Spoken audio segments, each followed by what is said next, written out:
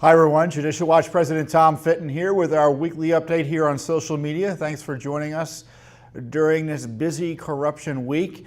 Virginia is being racked by corruption issues at the top levels of its government. I'll talk about that.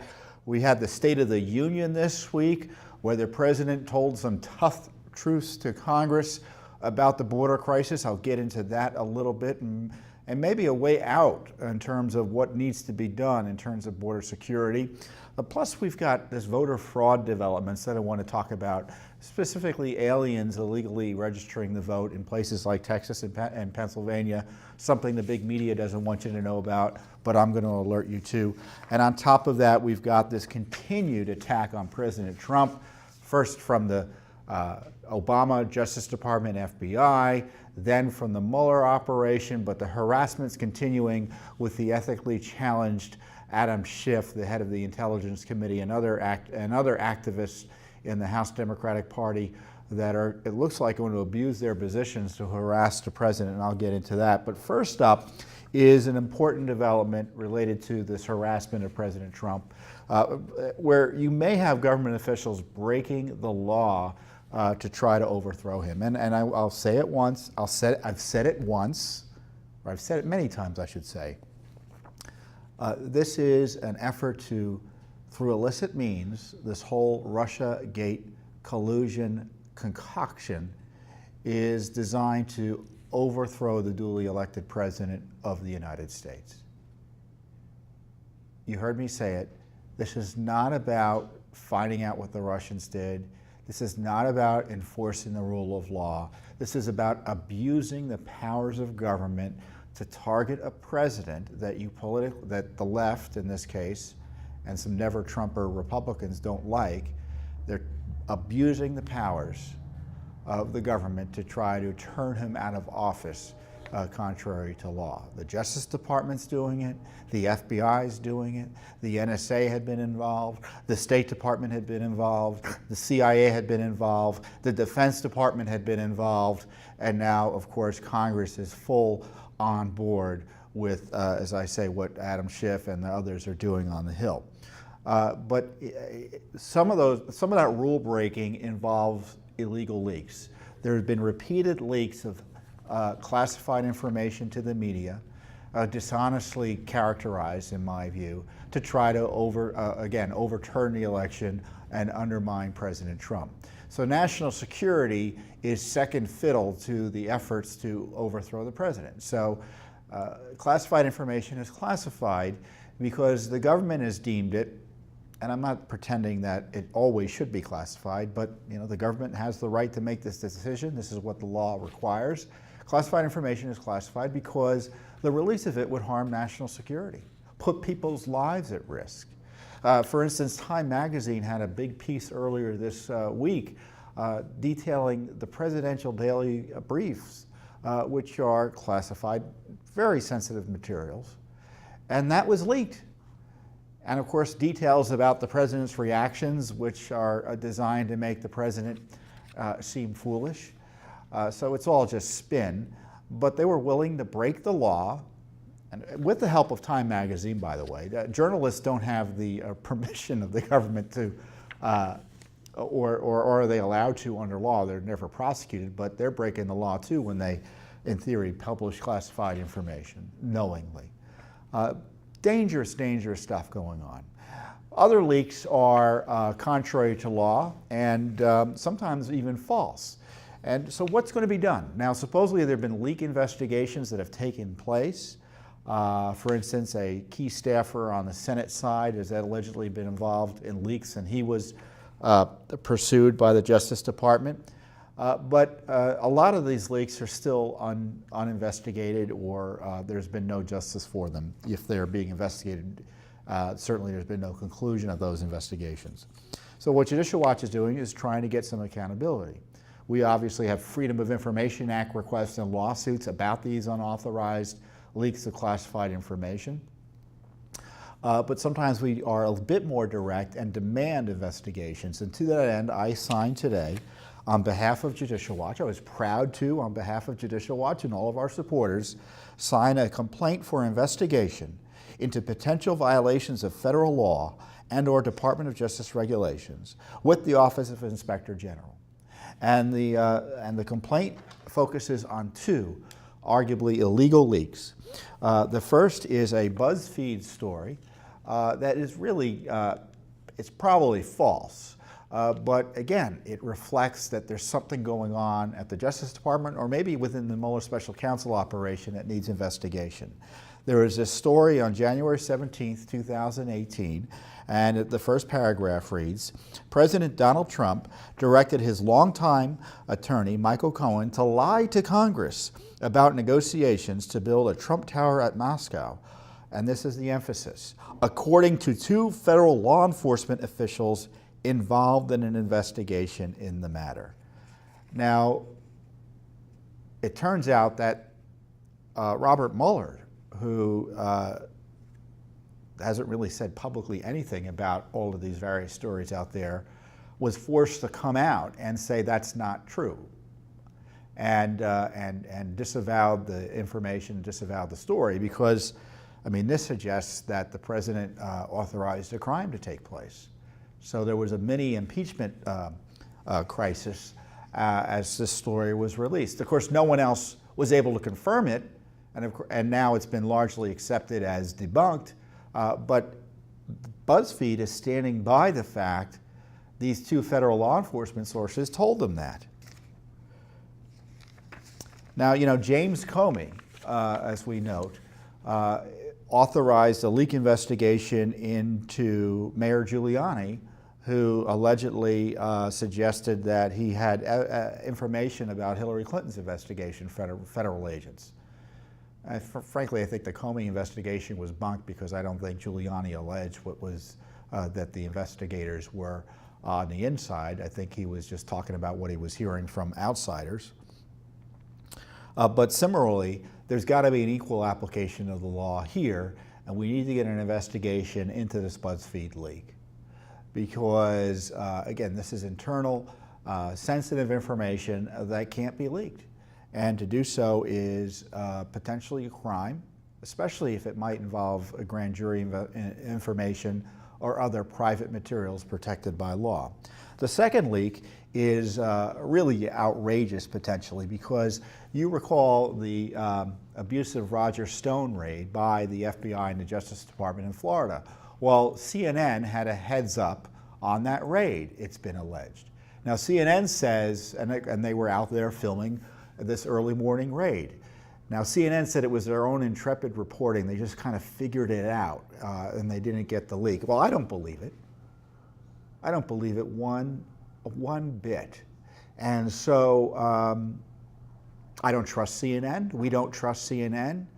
We don't think a raid like that CNN guessed about, so we believe there was a leak. And so as a result, we're asking for an investigation of the potential leak to CNN from the FBI or DOJ or someone else in a position to know of this sensitive law enforcement information.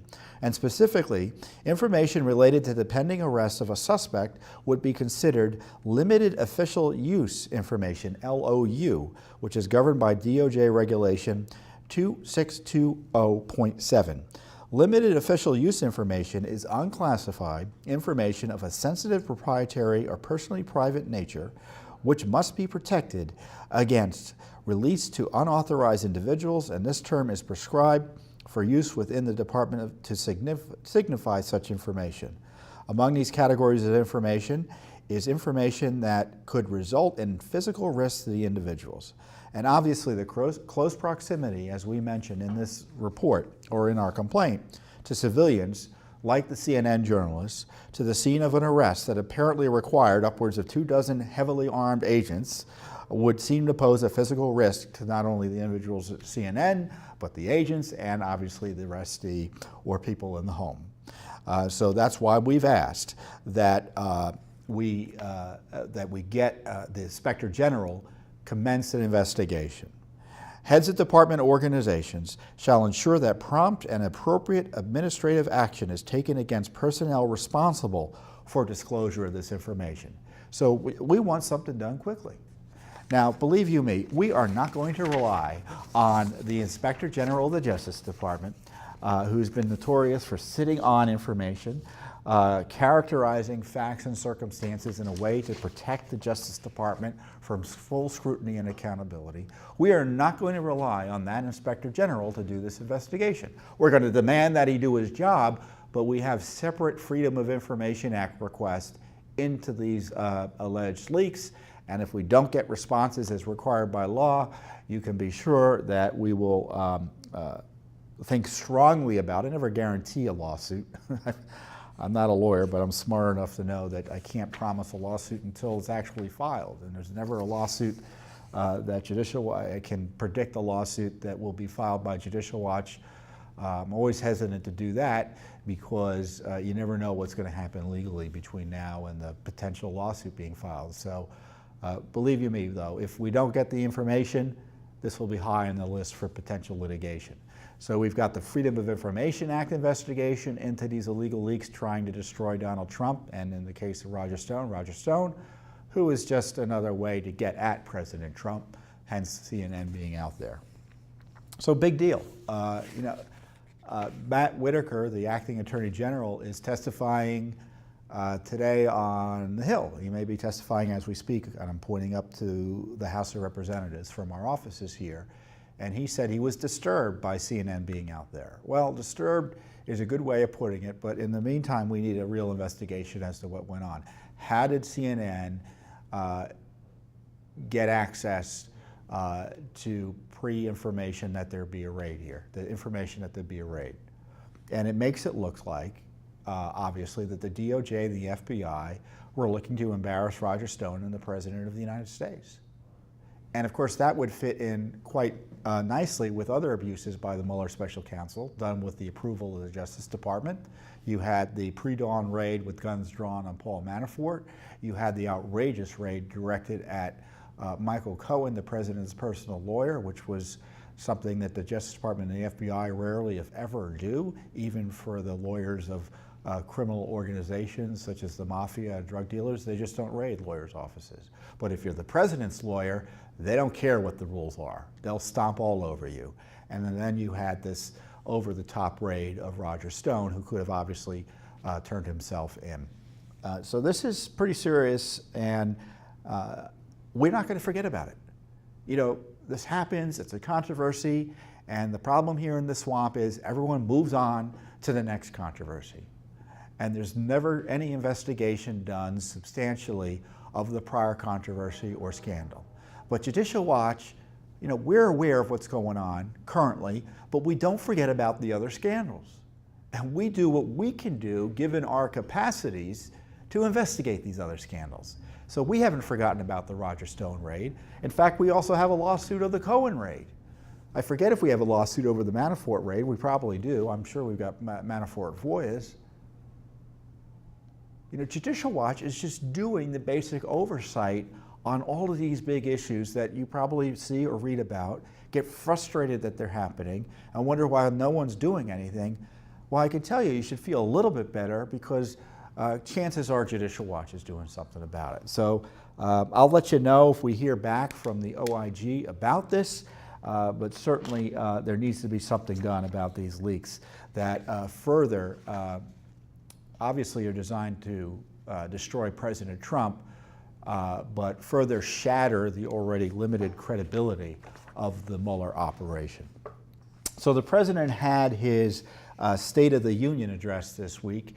I thought it was a good speech. You know, I don't agree with everything the Trump administration is doing as a matter of policy or politics, but I mean, you don't want to hear about my disagreements on policy. Those are all personal.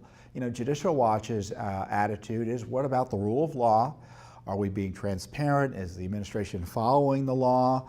Are we advancing the interests of the United States in terms of the Constitution and protecting the rights of citizens? These are the sorts of things a public interest educational foundation like Judicial Watch would be interested in.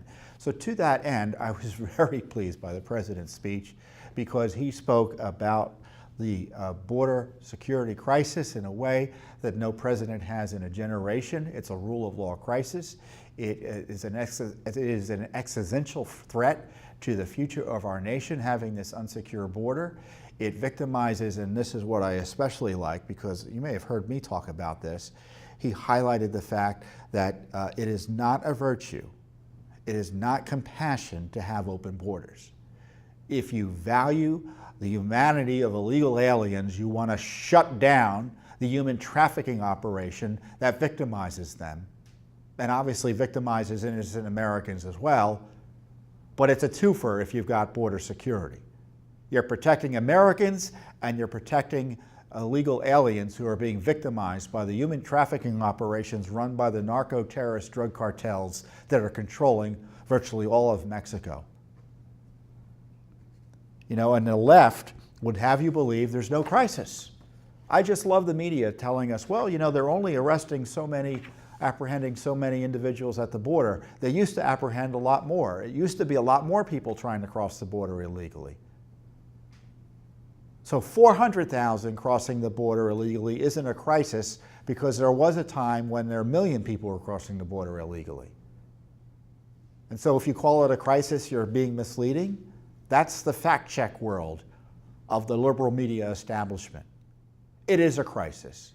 And it's not only a crisis because of the sheer volume of numbers that we have no way of curtailing effectively because we have no security, but also the specific quality or backgrounds of the individuals crossing the border.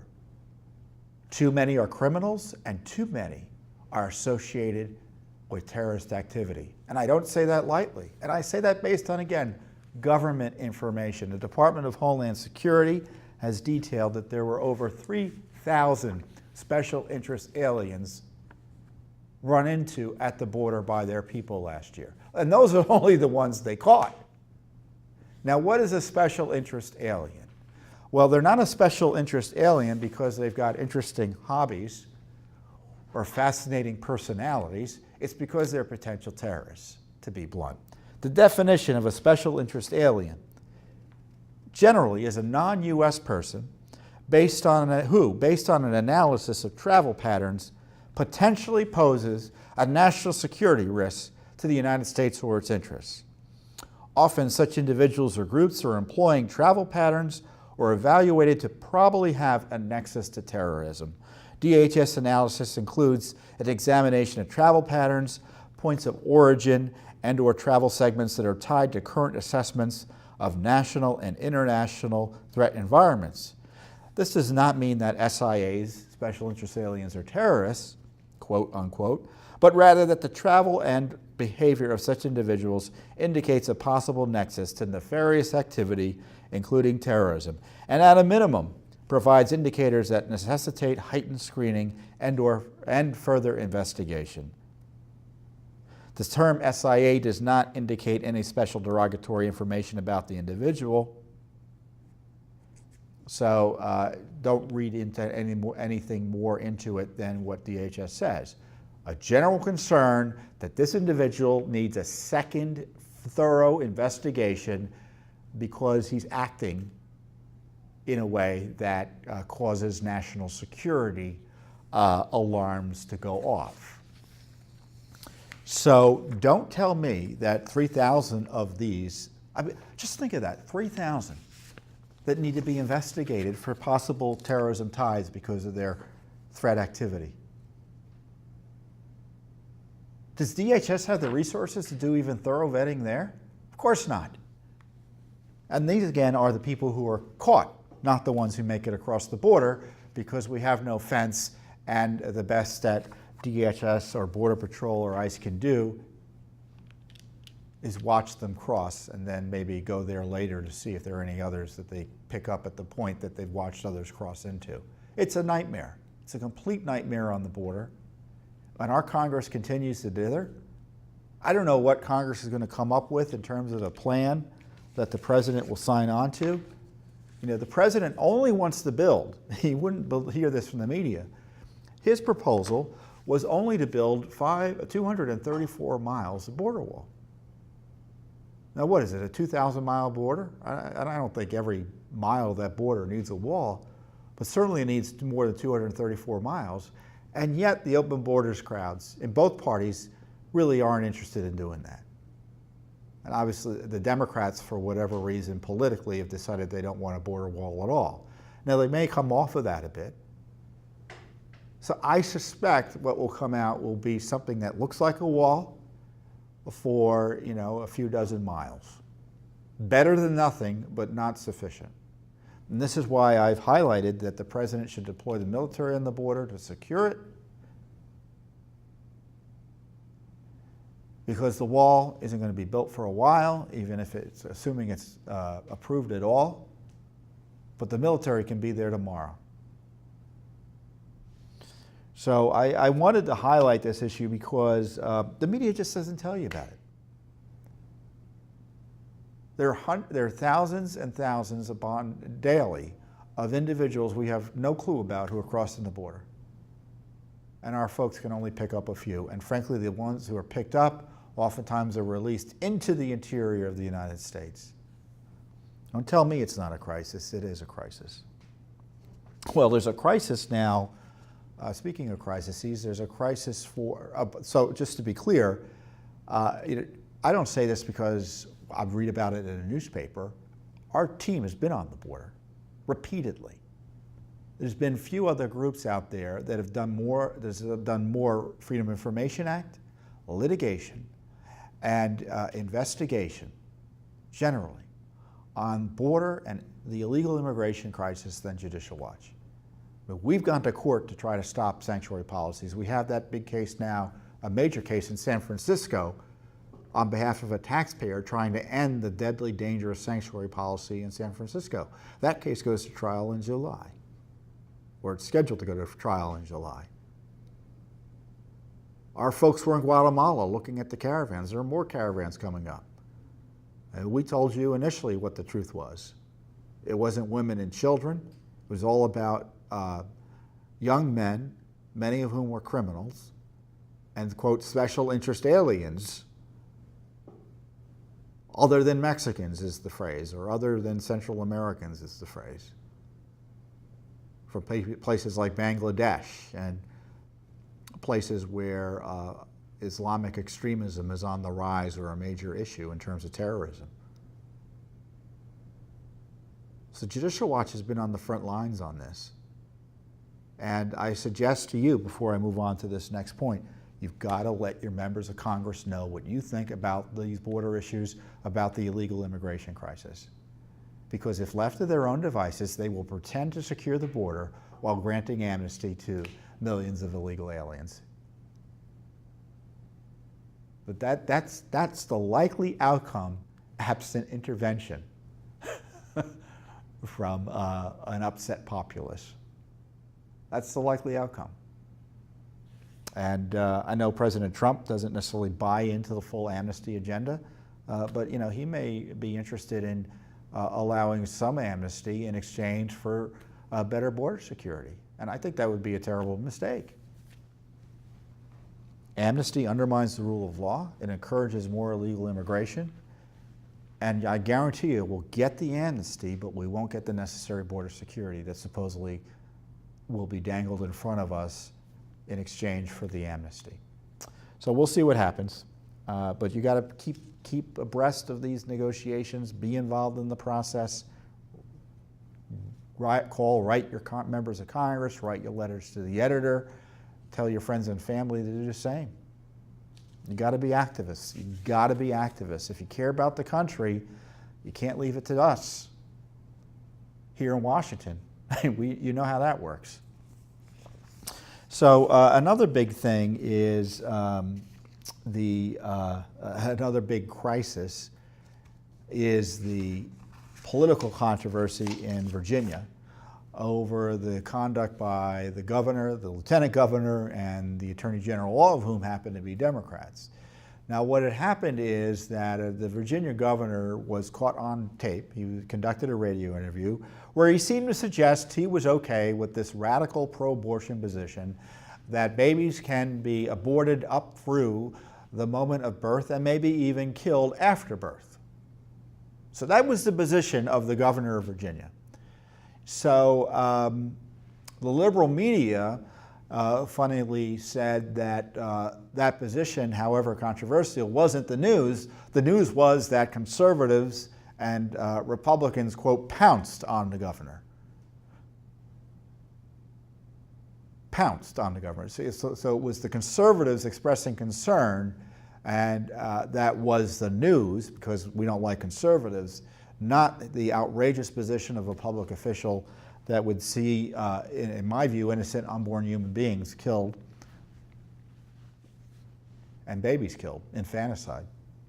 So someone else was outraged by that, and he allegedly leaked to a news site, Big League Politics, a copy of a yearbook photo from the governor's, I think, college yearbook that depicted two individuals, one in blackface and one in a Ku Klux Klan hat. Now, the governor came out and apologized for that, and then he said the next day, well, he wasn't in the photo, and so many have called on the governor to resign. Now, for the Democratic Party, it was a freebie. Obviously, it was consistent with their principle that if you've made a racially insensitive comment or appeared in blackface or even jokingly referred to the Ku Klux Klan, that was made you unfit for anything, let alone public office. And it was convenient for them because it put the pro-infanticide position of their allies in Virginia off the front pages. Then this erupted, because the lieutenant governor, who they would have been happy to have take over as governor if Northam, the governor, was forced out, is another radical pro-abortion politician. But then it turned out that the lieutenant governor had a problem in the sense that an individual he had a liaison with accused him of sexual assault. And of course, the media has known about this accusation for some time, but has refused to report out on it because it was he said, she said, according to the Washington Post. Now, compare and contrast, and I don't know if the lieutenant governor did anything wrong. This woman has come forward. She's made the accusation. He's confirmed they had the liaison. He says it was consensual. She says it was not. And there's other information that suggests she may be telling the truth, but you know, in the end, a case like that, it would be up to a jury to decide. Now, do I think he needs to resign? I don't know. But the left's own standards would be yes. So I don't believe in turning people out of office over prior mistakes or one accusation that hasn't been proven in court. Now, if there's something substantial, maybe there needs to be an investigation. But I tell you what, I went to, and then on top of that, the third in line, so let's say these two end up having to be pushed out. The third in line for the governor of Virginia is the Attorney General, another far leftist Democrat. And he confesses to having dressed as Michael Jackson. Maybe I'm confusing the two. Well, anyway, he confessed to appearing in blackface too at a party. My guess is the left will fix this issue by changing their position on people appearing in blackface. They will say that it's actually not disrespectful. And they will say that it actually shows respect for the black experience. I suspect the left is going to do a complete 180 on that. But in the meantime, they have the position that if you've done something like that, you should resign from office. Of course, none of those politicians have resigned from office yet. But the blackface issue to me is a political scandal, and whether they resign or not, that's going to be a political discussion. The more substantial issue in terms of the rule of law is the alleged crime that this Lieutenant Governor Fairfax is accused of in Virginia. Now, I attended the Kavanaugh hearings. I attended at least one of the initial hearings, and then I attended the terrible, terrible hearing at which the woman accuser testified, and then Kavanaugh testified. I remember I witnessed the Democratic senators demanding a full-on, expansive FBI investigation into the accusations against Kavanaugh. Accusations which, compared with the accusation against Lieutenant Governor Fairfax, were ridiculous and probably didn't warrant any investigation other than, tell me what happened. Thank you. This is not credible. We're going to move on. I've yet to hear any of these same senators, and maybe they've said it and I haven't heard it, but I suspect I'm correct here, call for an FBI investigation into the sexual assault allegation against the rising star Lieutenant Governor of Virginia, Mr. Fairfax. I haven't seen it. So you can bet Judicial Watch will be asking questions about all these issues through the law that we're able to use, the open records law in Virginia. So all three members, the Lieutenant Governor, the Governor, the Attorney General will all be getting questions about their own scandals and information about their colleagues' scandals. But what a mess in Virginia. So Judicial Watch, of course, we just don't watch the news. We try to figure out what's going on. We try to figure out the truth. And the media, again, will pass and move along. And as I said, my guess is most of these politicians will probably be in office. But we're going to have more answers for you if we're able to use and work the law effectively. So I want to close with a discussion on the continued efforts to try to destroy President Trump. Now, I told you about the Whitaker hearing that's taking place right now. The leftists running the Judiciary Committee there are outraged that Mr. Whitaker is refusing to discuss conversations he had with President Trump, which is par for the course. Members of the cabinet don't talk about the advice they give their president. I mean, it's just not, it's protected from disclosure under the Constitution. And they also are asking him about his monitoring of the Mueller investigation. Now, as I've pointed out to you, Mr. Mueller is king of the Justice Department. He isn't, practically speaking, supervised by any responsible official in the Justice Department. He's appointed, has to give intermittent reports about and seek requests, authorization to expand his authority, but he doesn't have to run by anything. He doesn't need to run by his appointing supervisors, whether it be Rosenstein, or Mr. Whitaker now, before he does anything. He doesn't need their approval. Now, after the fact, they can come in and say, don't do that. But of course, that's not going to happen, politically speaking. So, as I said, in effect, it's King Mueller. So they're not all that satisfied with the Mueller investigation because it's pretty clear Mueller's investigation is going nowhere. It's harassing. It's designed to try to overthrow President Trump. They may try to take out President Trump legally or his family members or other associates. I mean, the abuse, that we've shown, they have a demonstrated record of abuse. For instance, the Southern District of New York, or the deep state Southern District of New York, is harassing President Trump with an expansive investigation into his inaugural committee now. They just want to investigate everything. And I suspect little good faith basis for doing so. There's evidence of a crime, you investigate it. That's fair. But just because you think there might be a crime somewhere doesn't allow you to go investigate something, that's the opposite of the rule of law. So Congress is nervous that Mueller is going to come up dry. So they've promised expansive harassing investigations as part of this overthrow effort of President Trump.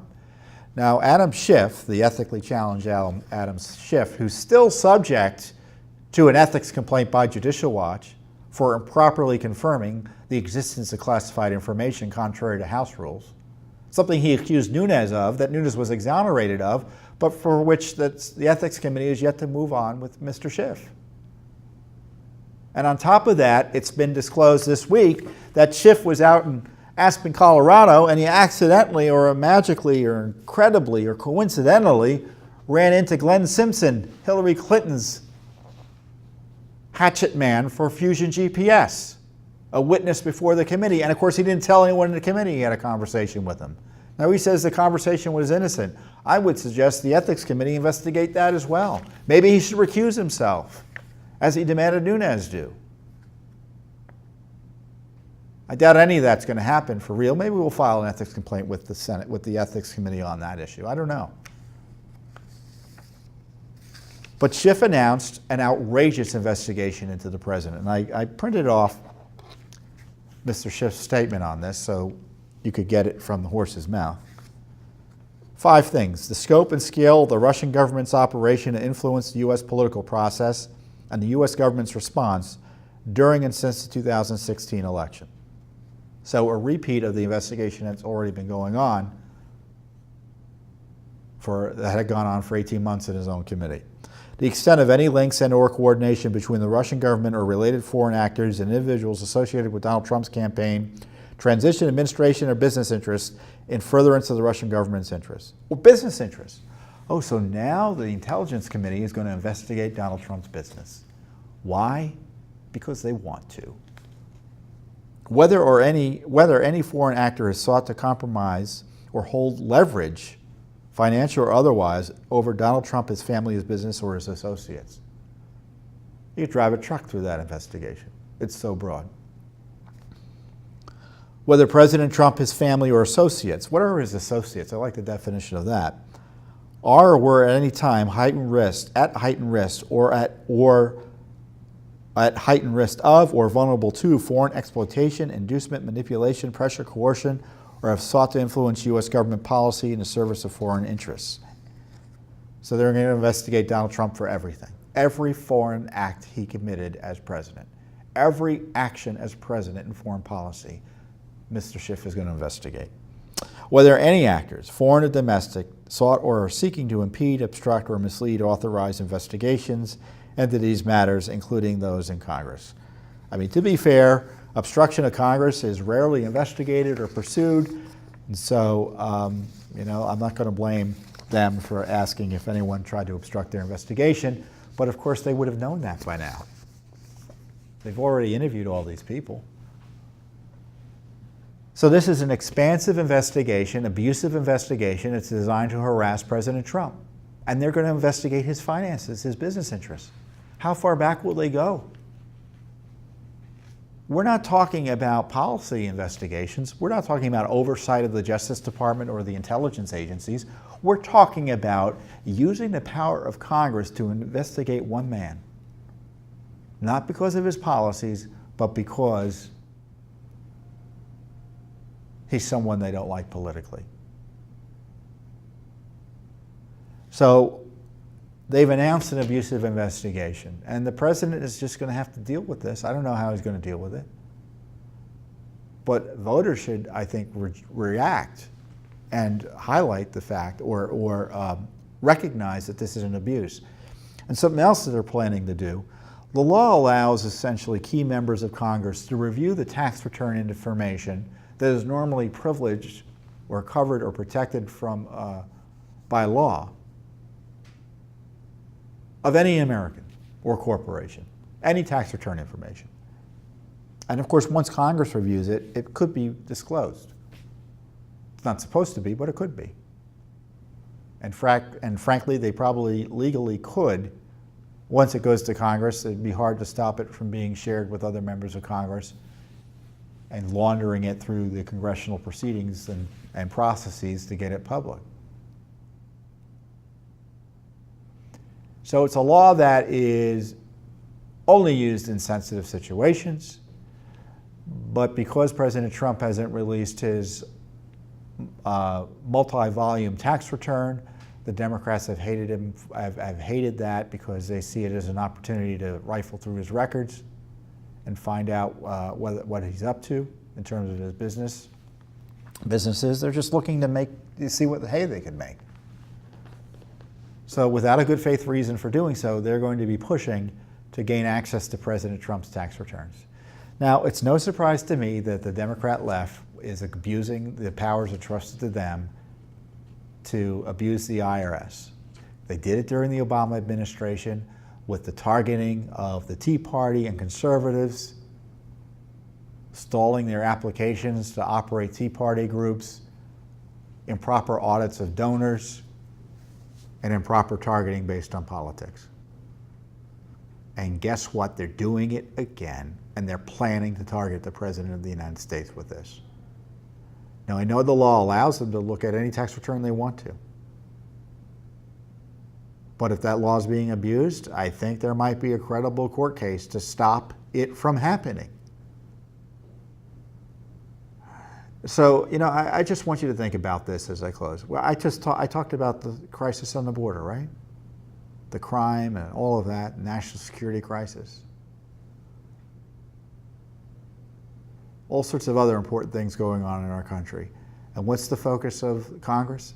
Abusing the powers entrusted to them by the American people to try to overthrow the President of the United States, or harass him or hound him from office through abuse of power, like rifling through his tax returns, harassing his family and, quote, associates, simply because they have potentially the technical power to do so. And people wonder why, or the politicians here in town wonder why no one likes them. They don't like them because it's the swamp way that's running things, not the American way. But you can be sure that Judicial Watch will uphold the rule of law, investigate the investigators where appropriate, and try to figure out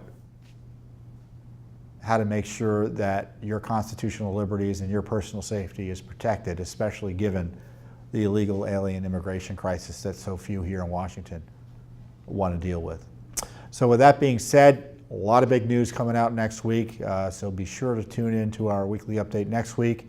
And in the meantime, have a wonderful and safe weekend and week. Thank you.